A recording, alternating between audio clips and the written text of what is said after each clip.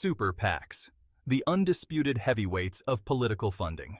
Let's talk about political funding in America, specifically those shadowy behemoths known as super PACs. These groups can raise unlimited funds from corporations, unions, and individuals. They use this money to support or oppose political candidates. Super PACs have become major players in our elections. Their influence is undeniable. They bombard us with ads. They shape the narratives we hear about candidates. Now, you might be thinking, don't these groups have to disclose their donors? Technically, yes. But there are loopholes big enough to drive a fleet of monster trucks through. They use shell corporations and obscure subsidiaries to hide the true sources of their funding. It's like trying to follow a trail of breadcrumbs in a hurricane. The result? A system where a handful of mega donors wield disproportionate influence. This undermines the very idea of a democracy. We're supposed to be a government of the people, by the people, for the people. Remember? But when a select few can write massive checks to influence elections, it starts to feel more like of the donors, by the donors, for the donors. And that, my friends, is a problem. Playing both sides. The curious case of bipartisan mega-donors. Okay, so super PACs are swimming in cash. But where's all this money coming from? Well, some wealthy individuals and organizations like to hedge their bets. They donate to both Democratic and Republican super PACs. It's a cynical strategy, really. They're not so much interested in ideology as they are in access and influence. Take Elon Musk, for example. He's donated to both sides of the aisle. Then there's Charles Koch, of the infamous Koch brothers.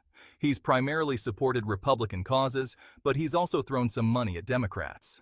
It's like ordering both the chicken and the fish at a restaurant.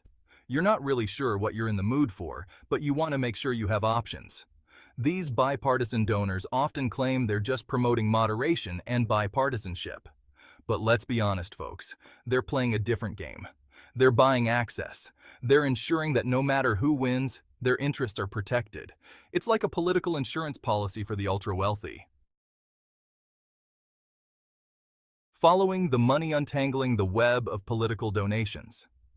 While some donors spread their wealth around, it's important to note that most super PAC funding comes from ideologically driven donors. They're not hedging their bets. They're backing their horses. On the Republican side, we see big money coming from oil and gas companies, private equity firms, and wealthy conservative families. Think the Koch network, Sheldon Adelson, and the Mercer family. On the Democratic side, it's a different cast of characters. Tech entrepreneurs like Dustin Moskovitz and Reid Hoffman have emerged as major donors. Unions, particularly those representing teachers and public sector workers, also contribute significantly. And then there are wealthy individuals like George Soros and Tom Steyer who have poured millions into progressive causes. So, while there is some overlap in funding, it's crucial to understand that most super PAC money comes from donors with clear political agendas. They're not just trying to water down the political system, they're actively trying to shape it in their image. Drowning out the people. Money's stranglehold on American politics. The influx of money into politics has real-world consequences.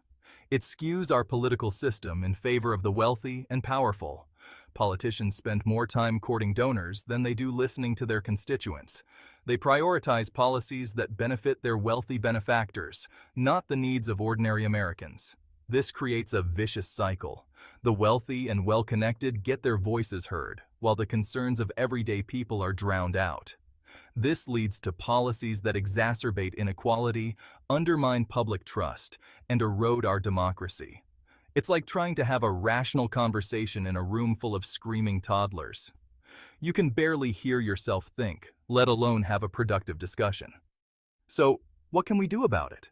How do we break the grip of money on our politics? Well, it's not going to be easy, but there are solutions. We need to get big money out of politics and empower ordinary citizens to have a greater say in our democracy.